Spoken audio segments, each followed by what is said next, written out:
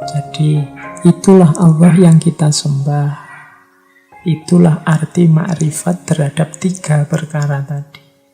Ma'rifatul zatillah, di level zatnya memang susah dijelaskan, lebih mudah dengan model negasi, ditidakkan. Ada ma'rifatul sifatillah, sudah bisa dijelaskan secara positif, tapi bila kaifah, detailnya seperti apa, kita masih tidak mampu. Dan ma'rifatu af'alillah, kita melihat efek dari af'alillah adalah semua yang terjadi di alam semesta ini, termasuk segala hal peristiwa yang menimpa kita. Itu ma'rifatu af'alillah.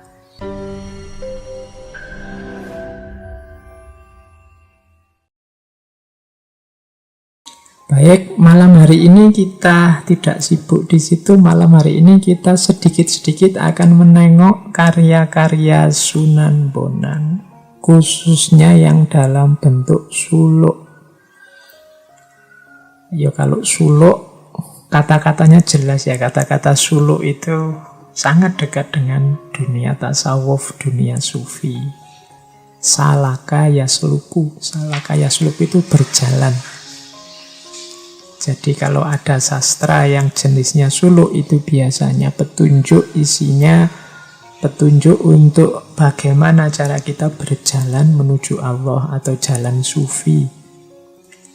Kanjeng Sunan Bonang punya banyak karya suluk.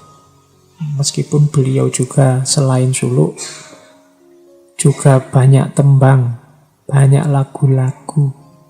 Beliau keahliannya salah satunya itu nembang. Kalau nembang suaranya menghanyutkan meskipun hanya diiringi dengan bonang. Ada cerita Kanjeng Sunan Bonang ini menaklukkan perampok hanya dengan tembang. Jadi satu ketika beliau ini sedang nembang bersama murid-muridnya, kemudian diserang oleh perampok. Nah, para perampok ini ingin merampas hartanya Kanjeng Sunan Bonang dan murid-muridnya pastinya. Untuk melawan para perampok ini, Kanjeng Sunan Bonang terus nembang lagu Durmo. Begitu Kanjeng Sunan Bonang menembang, ini para perampok ini tidak bisa bergerak. Jadi diam di tempatnya kaku. Sampai Sunan Bonang mengakhiri tembangnya dan mereka kembali lagi bisa bergerak dan bertobat, tidak jadi ngerampok. Termasuk kalau teman-teman ingat, salah satu tembang yang sering kemarin-kemarin kita ucapkan yaitu tembang Tombo Ati. Nanti coba kita bahas yang Tombo Ati ini, karena tembang Tombo Ati ini salah satu yang dibawa oleh Kanjeng Sunan Bonang, dikenalkan ke masyarakat Jawa. Yang Tombo Ati ada 5, yang hari ini ada banyak versi lagunya, banyak versi musiknya. Kalau suluk, Sunan Bonang punya beberapa karya suluk yang luar biasa. Hanya memang sayangnya banyak di antara karya-karya penting ini hari ini jadi koleksi di Belanda sana, di Amsterdam. Hanya beberapa yang kita bisa menikmati di Indonesia hari ini. Tapi insya Allah nanti pada saatnya juga kita bisa mengakses. Jadi suluk-suluk yang paling terkenal, yang pertama mungkin teman-teman masih ingat ada suluk Wujil. Nanti kita bahas ya suluk Wujil ini, kita ungkap sedikit-sedikit isinya apa. Kemudian ada suluk Khalifah. Suluk Khalifah ini isinya kisah dari Sunan Bonang tentang perjalanan beliau mencari ilmu ke Malaka, yang tadi sempat saya singgung sedikit. Ada suluk Kadersan, ada suluk Regul, ada suluk Bentur, ada suluk Wasiat, ada suluk Pipiringan, ada suluk Jebeng, dan lain-lain. Ya nanti silahkan teman-teman yang tertarik untuk mendalami ajaran-ajaran Kanjeng Sunan Bonang, silahkan. Banyak ajaran beliau ditulis dalam bentuk suluk dan isinya sebagian besar merupakan petunjuk dan kisah pengalaman beliau menjalani jalan sufi, menjalani suluk. Makanya judulnya sebagian besar ya memang suluk. Baik, kita tengok ya beberapa. Kita awali dari salah satu karya beliau yang paling unik. Ini satu-satunya karya yang bentuknya prosa. Yang lain kan modelnya suluk. Kita awali, ini karya ini kadang orang menyebutnya Kitab Bonang, kadang menyebutnya Primbon Bonang, atau kalau di barat dikenal dengan istilah, atau beberapa juga menyebutnya naskah ini judulnya adalah Pitutur Syekh Bahri. Kita awali dari ini saja ya, nanti yang wujil yang agak belakangan. Jadi ini kitab ini, buku ini satu-satunya yang coraknya prosa, tidak seperti suluk-suluk yang lain. Isinya dialog, tanya jawab antara guru murid. Gurunya namanya Saiful Rijal, muridnya namanya Saiful Rijal, gurunya namanya Syekh Bahri. Ada yang bilang ini sebenarnya kiasan, Saiful Rijal ini ya Sunan Bonang sendiri, dan gurunya ini adalah seorang guru yang berasal dari Pasai, yang oleh Sunan Bonang di kitab ini disebut Syekh Bahri. Nanti kalau teman-teman menggali suluk-suluknya Sunan Bonang, di dalamnya akan kelihatan sekali pengaruh dari dua tokoh besar tasawuf Persia. Yang pertama adalah Imam Ghazali, dan yang kedua Syekh Jalaluddin Ar-Rumi. Meskipun beberapa nama sufi juga disebut. Misalnya beliau juga pernah menyebut nama Syekh Sufi. Syekh Sufi ini yang dimaksud adalah Imam Haris Al-Muhasibi, juga Syekh Nuri. Syekh Nuri mungkin ya Syekh Hasan An-Nuri. Kemudian ada Syekh Jaddin. Syekh Jaddin ini kemungkinan Syekh Junaid Al-Baghdadi. Ini nama-nama referensinya. Mungkin kalau di naskah aslinya kan pakai nama Jaddin, pakai nama Nuri. Itu mungkin menyesuaikan dengan lidah Jawa. Berbeda memang dengan tradisi dari Sumatera kemarin yang menggunakan huruf pegon. Para wali Songo ini termasuk Sunan Bonang menulisnya memang dalam bahasa Jawa. Beberapa suluk seperti suluk wujil itu pakai bahasa Jawa tengahan. Jadi bahasa Jawa yang biasa, level tengahan, tidak sangat halus seperti bahasa Kawi. Oke, baik, kita lihat yang pertama dari Kitab Bonang. Ini salah satu contoh bagaimana dialog antara Saiful Rijal dengan Syekh Bahri. Itu Jawanya ada. Saya bacakan sebentar, tapi nanti belakangan tidak saya baca biar tidak menghabiskan waktu. Mongko matur Rijal, ya guru amba, kadipun endi makrifat tigang prakara punika, kadi kang kocap ing sastra, makrifatu dzatillah, makrifatu sifatillah, makrifatu af'alillah. Kadipun endi sang siptane katiga punika. Jadi Saiful Rijal bertanya, wahai guru hamba, bagaimanakah makrifat mengenai tiga perkara itu? Sebagaimana dikatakan dalam tulisan, makrifatu dzatillah, makrifatu sifatillah, makrifatu af'alillah. Apa maksud ketiga perkara itu? Ini sengaja saya angkat, saya dulukan tema tentang makrifat, tentang Allah ini. Mengapa? Karena nanti di suluk wujil Kanjeng Sunan Bonang menyatakan bahwa intinya orang beragama nanti ada pada pengenalan kita terhadap Tuhan. Tidak ada gunanya sholat, tidak ada gunanya zakat. Kalau kita tidak kenal ini sholat, zakat kepada siapa, tentang apa. Kita selalu bilang lillahi ta'ala. Lillahi ta'ala siapa? Allah yang selalu kita tuju itu. Sholat kok tidak kenal Allah, ya perlu dipertanyakan sholat pada siapa. Maka kunci awal dalam beragama, dalam meniti jalan sufi adalah pengenalan kita terhadap Allah. Istilahnya ma'rifat. Siapa Allah itu?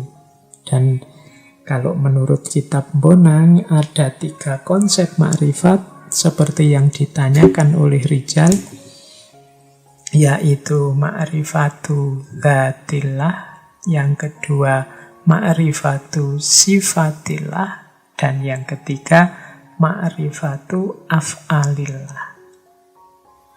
Mari kita kenali Allah yang tiap hari kita tuju, tiap hari kita diperintahkan untuk mengingatnya, untuk berpikir pada. Kita sering mendengar pepatah, tak kenal maka tak sayang. Kemarin-kemarin kita berambisi sekali untuk cinta pada Allah. Lah bagaimana kita bisa cinta kalau kenal saja tidak? Maka langkah pertama adalah mengenalnya. Dan kalau mengikuti Primbon Bonang ini, mengenal Allah itu ada 3 aspeknya, yaitu mengenali zatnya, mengenali sifatnya, dan yang ketiga mengenali af'alnya. Syekh Bari lalu menjawab, wahai Rijal, arti ma'rifatu dzatillah adalah ketahuilah wujud Allah yang maha luhur itu tunggal, tiada sekutu baginya. Dia mempunyai sifat sedia, langgeng, kekal, maha suci, tidak berjisim, tanpa arah, tidak bercampur, hadir tapi tidak terlihat. Wujudnya langgeng dan maha suci dalam cintanya kepada dirinya. Wujudnya langgeng dalam kerajaannya dan tidak berubah dalam keindahannya. Jadi Allah dari sisi zat itu yang jelas, yang pertama wujud. Kemudian ya kalau dari sifat 20 ya qidam, kemudian baqo, dan seterusnya. Maha suci, tidak berjisim, tidak punya arah, tidak bercampur, tanpa arah, tidak bercampur, tidak terlihat. Susah menjelaskan zatnya Allah, maka biasanya menggunakan term tidak. Ini terjemahan dari laisa kamislihi syai'un. Dari sisi zatnya Allah itu tidak ada yang mirip dengannya, apapun, sesuatu pun, dan bahkan tidak ada kata-kata yang bisa menguraikan, menggambarkan secara tepat zatnya. Cukup kita imani saja bahwa ada yang maha wujud, maha suci, maha langgeng, yang kita sebut Allah. Detil zatnya seperti apa, laisa kamislihi syai'un. Nah ini ma'rifatu dzatillah.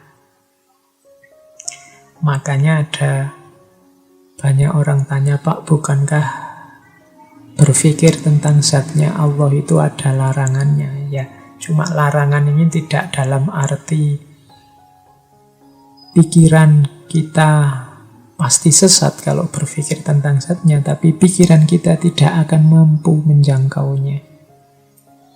Tidak perlu terlalu capek memikirkan zatnya Allah daripada habis tenaga, habis waktu. Imani saja Allah di level zatnya. Karena ini bukan sesuatu yang bisa dijelaskan. Oke, terus ini nanti panjang diskusinya kalau saya lanjutkan. Kita ke definisi kedua, ma'rifatus sifatillah.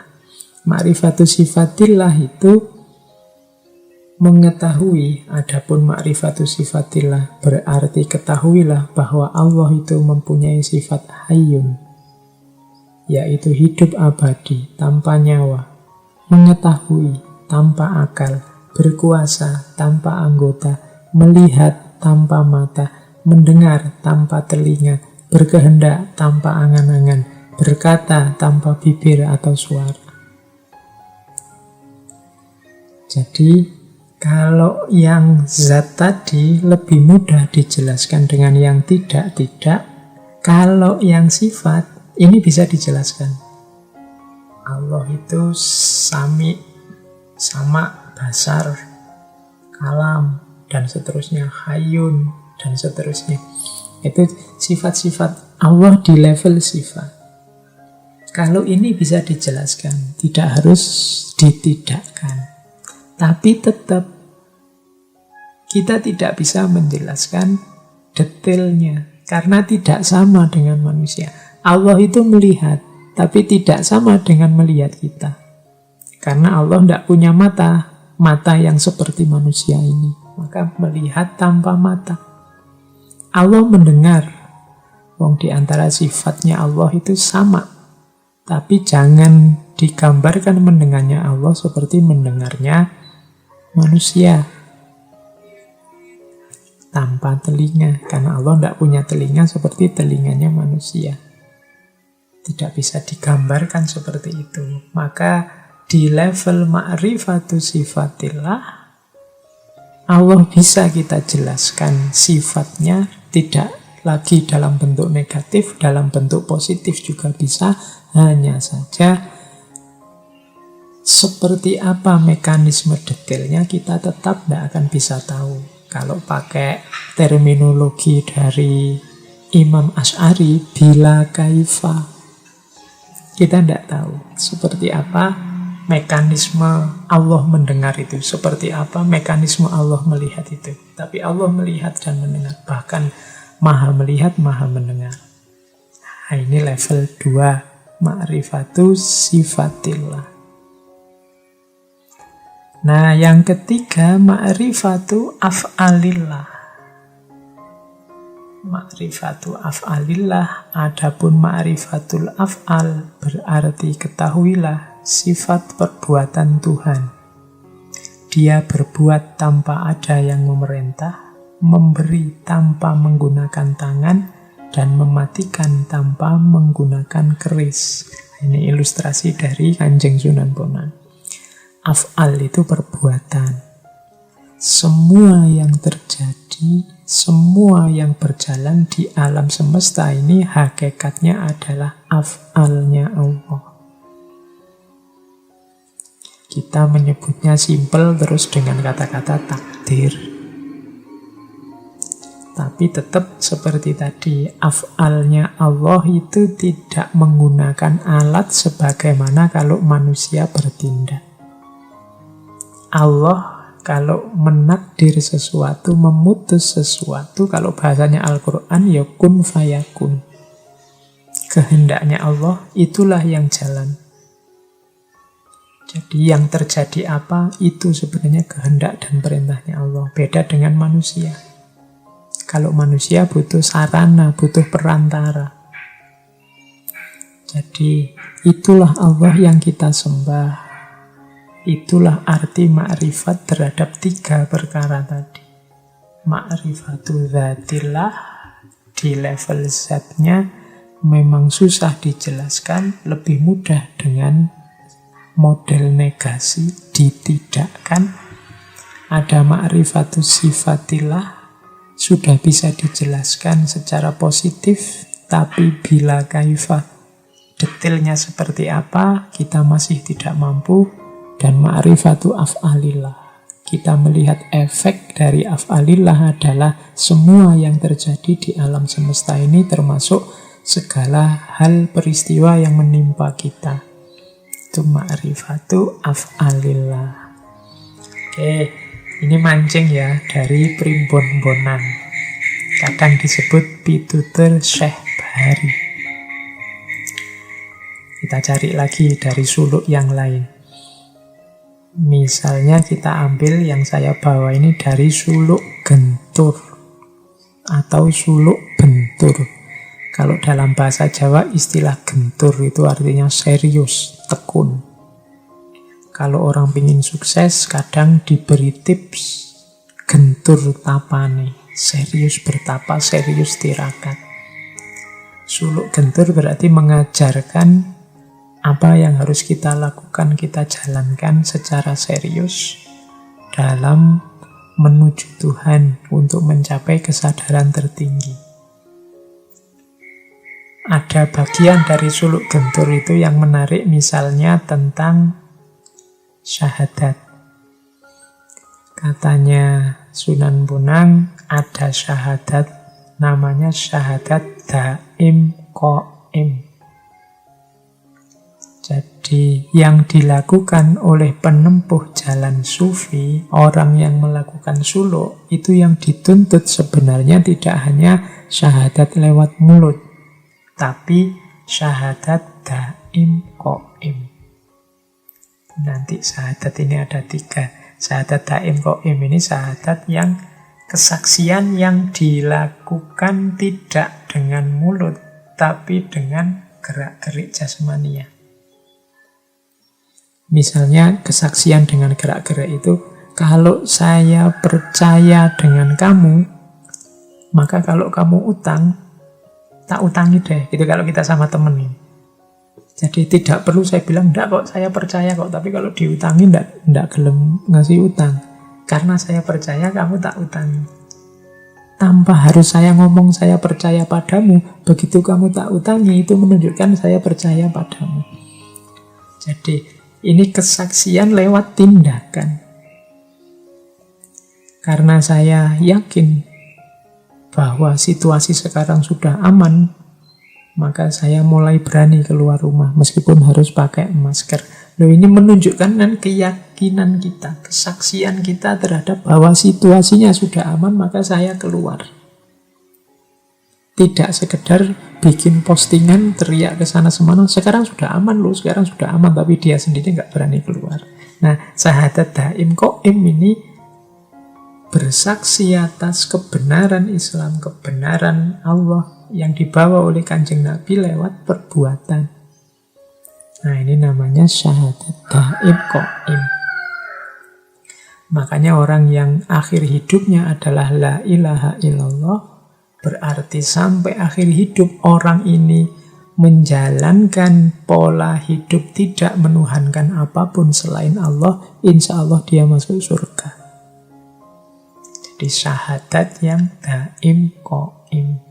Nah, ini bisa dilacak di suluk gentur atau suluk bentur. Di dalamnya juga ada uraian misalnya tentang fana. Ini yang kemarin belajar Syekh Siti Jenar, Al-Hallaj dan kawan-kawan itu kan banyak mode-mode uraian tentang fana. Kalau dalam suluk genturnya Sunan Bonang, ilustrasinya adalah kalau garam jatuh ke laut, maka dia lenyap. Tetapi tidak bisa dikatakan dia menjadi laut. Juga tidak bisa dikatakan dia tidak ada. Demikian pula apabila manusia mencapai keadaan fana, tidak lantas dia tercerap dalam wujud yang mutlak. Yang lenyap hanya kesadaran akan keberadaan atau kewujudan jasmaninya. Jadi fana itu tidak membuat manusia jadi Tuhan, atau membuat diri kita terserap atau kepanjingan Tuhan. Fana itu kondisi ketika kita tidak sadar lagi, tidak fokus lagi, tidak ngopeni lagi aspek hidup jasmaniah kita, hidup duniawi kita, karena fokus kita sudah sepenuhnya ada pada Allah saja. Mirip seperti kalau teman-teman pernah mendengarkan kisahnya Laila Majnun itu kan. Yang dialami oleh Majnun di hadapan Laila adalah kondisi ketika fana. Ketika Majnun melupakan hakikat dirinya sendiri karena dirinya sudah penuh dengan Laila. Jadi orang fana itu ketika pikirannya, hatinya, fokus mentalnya, semua batinnya hanya Allah saja. Maka keberadaan dirinya terlupakan. Dirinya yang sedang sengsara, dirinya yang sedang kelaparan, dirinya yang sedang menderita sakit apa, tidak jadi perhatian karena perhatiannya hanya Allah saja. Ini penjelasan dari Kanjeng Sunan Bonang tentang situasi fana. Tidak bisa diartikan fana itu manusianya jadi Tuhan.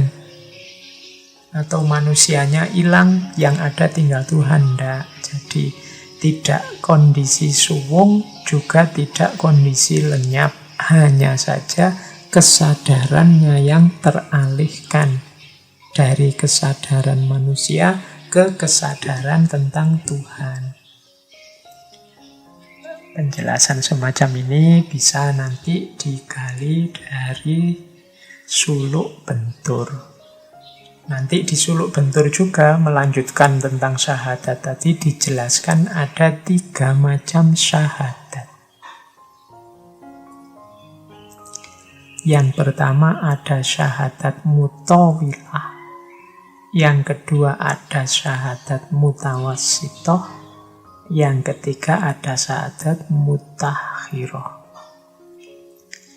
Ini di suluk bentur.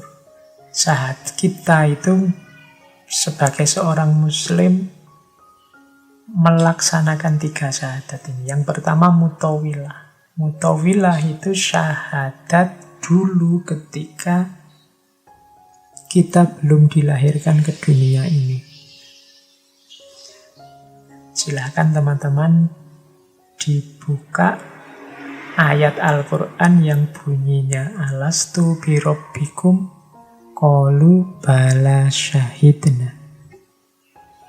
Ini dulu sebelum kita lahir, Allah bertanya pada kita, bukankah aku ini Tuhanmu?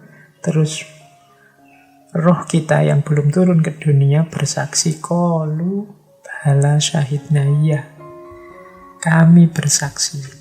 Ini kan juga syahadat, bersaksi. Jadi dulu kita sudah yakini dan bersaksi bahwa Allah lah Tuhan satu-satunya.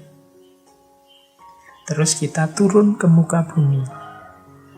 Kita dilahirkan. Nah, saat lahir, begitu mampu berpikir, punya kesadaran, masuk ke syahadat yang mutawassithah. Kita mendeklarasikan diri, asyhadu an la ilaha illallah wa asyhadu anna muhammadar rasulullah. Nah, ini syahadat yang mutawassithah. Level 2. Dulu bersaksi sebelum kita lahir, dan sekarang bersaksi setelah kita lahir. Tapi jangan lupa syahadat yang ketiga, syahadat mutaakhirah. Ini syahadat ini jelas dilakukan oleh para nabi, para wali, dan orang mukmin yang sejati. Syahadat mutaakhirah itu mirip syahadat daim qaim tadi. Tidak cukup kita hanya deklarasi tiada Tuhan selain Allah dan Nabi Muhammad adalah Rasulnya, utusannya. Tapi kita jalankan hidup yang menomorsatukan Allah dan mengikuti sunnahnya Kanjeng Nabi.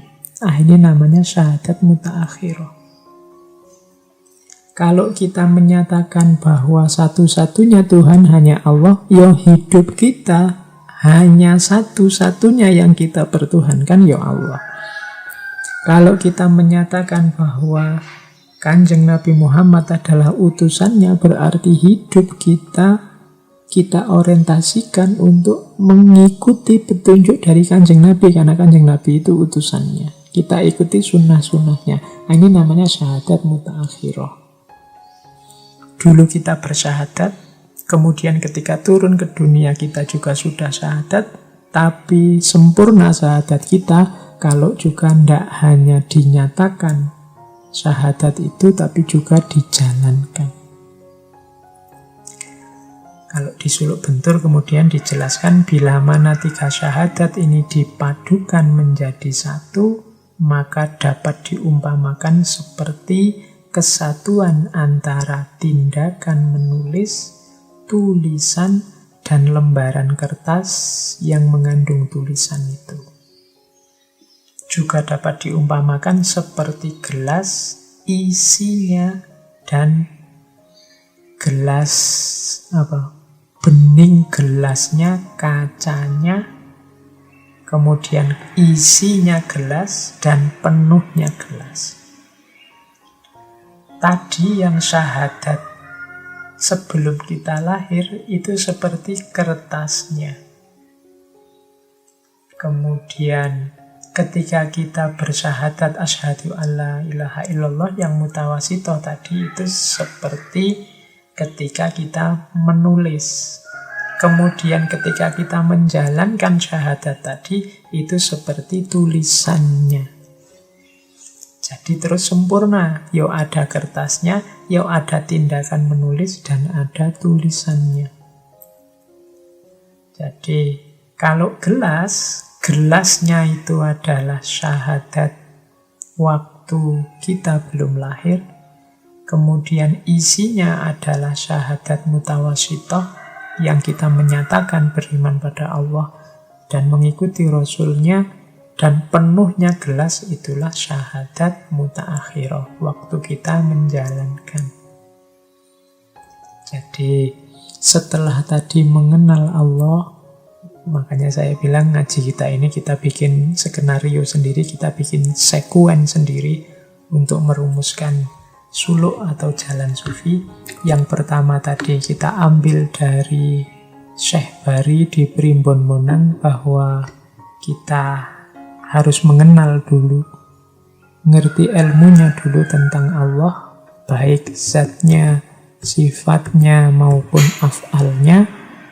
Setelah itu bersaksi atau syahadat, baik syahadat yang mutawilah sebelum lahir, kalau ini otomatis, maupun syahadat yang mutawasitoh saat kita sudah ada di dunia. Kalau kita hari ini muslim, insya Allah sudah kita lakukan. Dan yang ketiga, yang mutaakhirah, mewujudkan syahadat kita dalam kehidupan sehari-hari. Kalau yang ketiga, yang mutaakhirah ini, dulu waktu kita ngaji tentang Kanjeng Sunan Kalijaga kan ada cerita tentang santrinya Kanjeng Sunan Kalijaga yang namanya Syekh Jangkung. Syekh Jangkung ini suatu ketika mengikuti murid-murid yang lain mengikuti ujian tentang syahadat. Jadi semua murid diuji untuk bersyahadat. Murid-murid yang lain dengan fasihnya melafalkan asyhadu alla ilaha illallah wa asyhadu anna muhammadar rasulullah. Pas gilirannya Syekh Jangkung, waktunya syahadat, beliau malah keluar ruangan, kemudian naik ke pohon kelapa yang paling tinggi dan menjatuhkan dirinya ke bawah. Semua orang kaget. Begitu sampai di bawah, ditanya oleh Kanjeng Sunan, loh kamu disuruh bersyahadat saja kok malah loncat dari pohon kelapa yang paling tinggi? Katanya Syekh Jangkung, ya inilah syahadat saya. Inilah kesaksian saya, keyakinan saya bahwa Allah adalah penguasa alam semesta, bahwa Allah lah yang menentukan segalanya, Allah lah yang memegang nyawaku, menentukan hidup matiku, dan inilah buktinya. Itu jenis syahadat mutaakhirah. Ya meskipun teman-teman ndak harus njajal seperti ini, itu makom kita ndak sama dengan Syekh Jangkung. Tapi yang jelas, mari kita tunjukkan dalam kehidupan kita sehari-hari bahwa hidup kita ini modenya adalah satu-satunya yang kita posisikan sebagai Tuhan adalah Allah, dan yang kita ikuti adalah Kanjeng Nabi Rasulullah. berarti hidup kita sudah bersyahadat, tidak sekedar mengucapkan syahadat. Oke, jadi setelah ma'rifat, kemudian syahadat, setelah itu ganti suluk. Kita mulai berjalan. Kita ambil dari suluk wergul. Dari suluk wergul kita bisa belajar, misalnya ada ajaran, itu saya kutip beberapa. Yang pertama, manusia harus bisa membaca dan berkaca, yang akan menjadikannya tidak mudah mencela dan menelisik kelemahan orang lain. Dan jangan meremehkan orang lain yang hidupnya serba sederhana dan tampak sengsara. Ini mulai ada teknik-teknik untuk membersihkan diri, untuk menata jiwa. Mulai berjalan. Jadi setelah tahu arah kita adalah ke Allah, setelah bersaksi syahadat tentang Allah, kita mulai jalan. Yang pertama dari suluk regul kita diajari hidup ini kuncinya pada kemampuan kita membaca dan berkaca. Membaca itu berarti memahami lingkungan sekeliling kita, berkaca itu berarti membaca diri kita sendiri yang ada di dalam diri kita. Nama lainnya muhasabah atau introspeksi. Kenapa harus membaca dan berkaca? Karena kalau membaca saja, hanya melihat keluar saja, bisa jadi kita tidak sadar diri kita juga punya kelemahan, punya kekurangan, kekeliruan sebagaimana yang ada di sekeliling kita. Makanya di situ kalimatnya berkaca yang dapat menjadikan diri kita tidak mudah mencela dan menelisik kelemahan orang lain. Orang itu kalau muhasabahnya kuat, dia bisa membaca sampai titik-titik paling kecil kelemahan, kekurangan, dosa-dosa yang dia tumpuk. Maka harusnya kalau sudah seperti ini, lidahnya berat, tangan kakinya berat untuk mencela, merendahkan orang lain. Karena dia sadar kerendahan dirinya sendiri. Banyak orang yang cerdas sekali membaca lingkungan sekelilingnya, menunjuk secara tepat salahmu di mana, kelirunya orang ini di mana, jeleknya ustadz ini di mana, sesatnya orang ini di mana, selalu keluar. Orang yang mudah sekali menunjuk keluar mungkin kurang membaca ke dalam, sehingga lidahnya begitu ringan menunjuk orang lain. Kalau dia sadar betapa titik-titik gelap dalam dirinya sangat banyak menumpuk, mungkin dia berat untuk dengan ringan menunjuk kesalahannya orang lain. Jalan sufi yang pertama dari suluk regul, Kanjeng Sunan Bonang menasihati kita itu. Ya, membaca keluar penting, tapi berkaca ke dalam juga penting. Jadi membaca dan berkaca. Mengkaji, ngaji, tapi sekaligus juga muhasabah. Oke, nasihat pertama. Nasihat yang kedua, manusia hendaklah selalu berjalan sepanjang jalan kejujuran. Apa yang diucapkan dan yang dilakukan harus selaras dengan suara hati. Dengan cara demikian, manusia akan mendapatkan terang batin dan petunjuk dari Tuhan. Nasihat yang kedua, jujur. Jujur ini kelihatannya sederhana, kita sering mengartikan jujur itu sekedar dengan definisi objektif. Kalau A ya diomongkan A, kalau B ya diomongkan B. Tapi sayangnya objektif itu sering kita pakai keluar untuk orang lain, untuk lingkungan kita. Padahal yang lebih penting adalah kejujuran dalam hati, lewat suara hati tentang diri kita sendiri. Jadi Biar batin kita terang, yang pertama-tama apa? Jujurlah tentang batinmu sendiri, keinginanmu, hasratmu, hatimu. Kalau teman-teman mengikuti kajian-kajian kemarin-kemarin, termasuk Imam Ghazali dan para sufi yang lain kan, diteorikan bahwa hati yang terang adalah kunci dari jalan sufi, kuncinya suluk. Kapan hati ini terang? Ya kalau bersih dari kotoran-kotoran. Maka kejujuran kita tentang kotoran-kotoran kita, ini nanti akan jadi kunci kesadaran kita untuk membersihkan kotoran-kotoran ini. Jadi didiklah dirimu untuk jujur, bahkan terhadap dirimu sendiri. Kalau jelek ya ngomong aku jelek, aku salah, aku kemarin keliru. Mataku tak pakai lihat yang jelek-jelek, yang maksiat-maksiat. Telingaku sudah mendengar yang gak beres-gak beres. Mulutku sudah mengucapkan yang tidak seharusnya. Jempolku sudah memposting yang mungkin itu menyakiti yang lain. Ini kejujuran-kejujuran terhadap diri. Kalau sudah ngerti, bersihkan ini segera. Karena kuncinya, terangnya batin kita itu bersihnya hati. Kalau dia sudah terang, maka petunjuk dari Tuhan akan mudah masuk. Kalau tidak, petunjuk-petunjuk Tuhan yang datang akan kita baca dengan versi gelap tadi. Inilah mengapa kadang-kadang banyak orang yang harusnya ilmunya tinggi.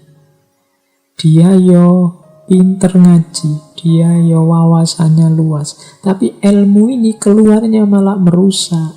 Ilmu ini keluarnya malah bikin mudarat, bikin bahaya di mana-mana. Kenapa? Karena alat bacanya gelap.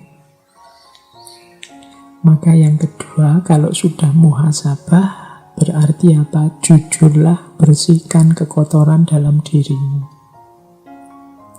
Oke, itu nasihat jalan sufi yang kedua dari suluk regul.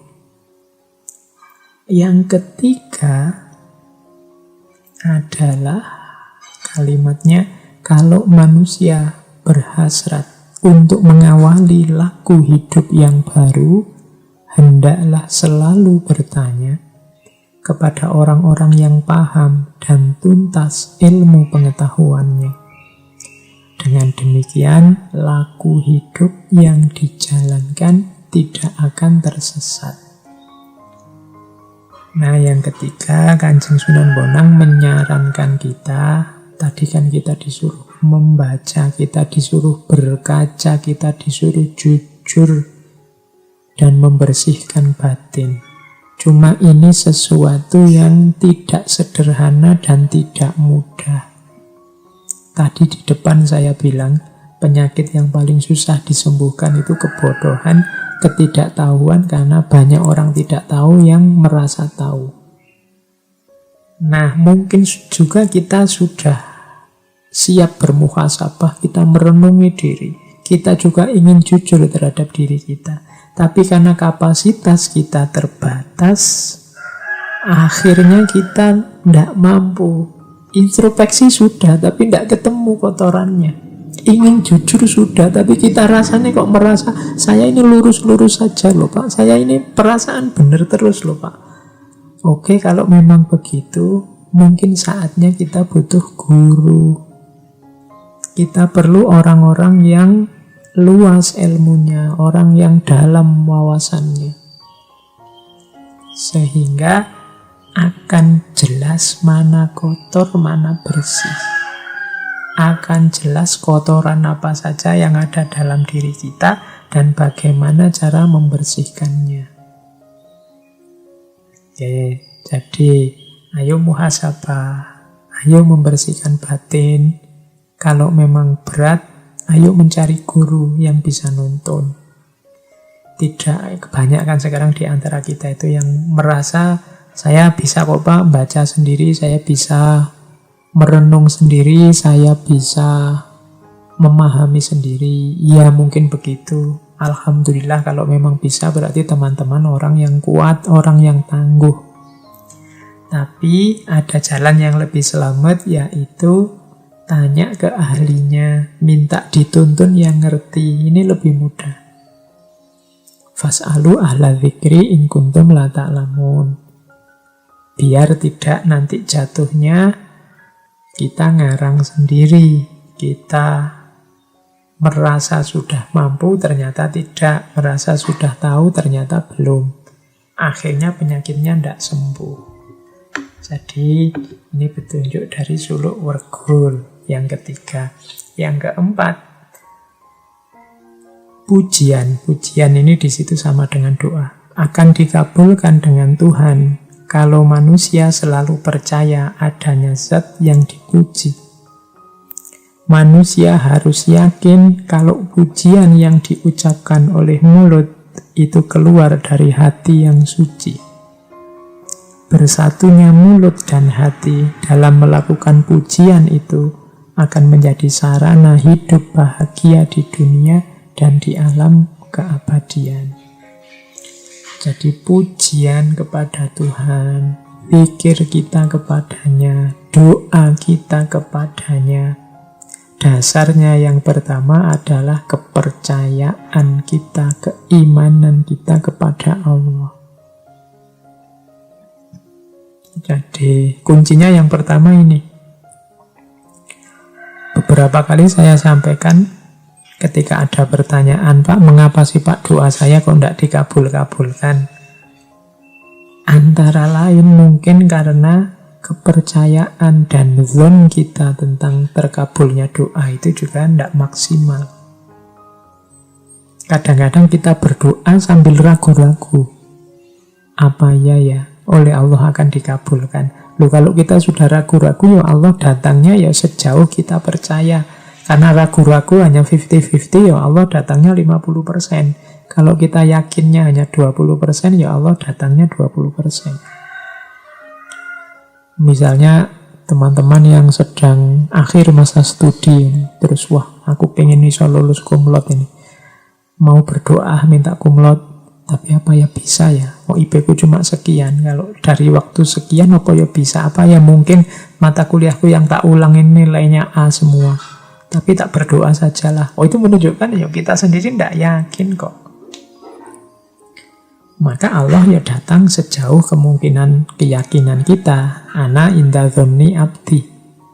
Kalau kita sendiri tidak yakin ya terkabulnya juga setengah-setengah. Jadi syarat pertama adalah kalau manusia selalu percaya pada zat yang dipuji. Yang kedua, manusia harus yakin kalau pujian yang diucapkan oleh mulut itu keluar dari hati yang suci. Jadi memuji pada Allah itu ya harus tulus. Berdoa pada Allah juga harus tulus. Ketulusan itu diawali sejak ketika, kalau berdoa, ketika kita menegaskan keinginan kita. Itu juga harus tulus. Jangan berdoa coba-coba saya minta ini pada Allah, siapa tahu dikabulkan. Itu tidak tulus.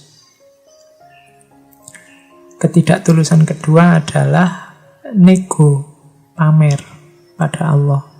Ya Allah, aku ini kan sudah beribadah banyak padamu. Aku sudah sedekah sekian juta, maka tolong sebagaimana janjimu. Ini rada ngancam sama Allah. Ini kurang tulus. Berdoa saja secara tulus, yakini kebesarannya, bahkan tanpa disogok dengan apapun, Allah sangat sayang dengan kita. Jadi syarat kedua adalah ketulusan. Nah, doa kita, pujian kita, kalau hatinya sudah tulus, keluarnya apa adanya, didasari dengan keimanan yang sepenuhnya pada Allah, itulah nanti yang jadi sumber kebahagiaan kita. Nah, ini tips 4 dari suluk regul.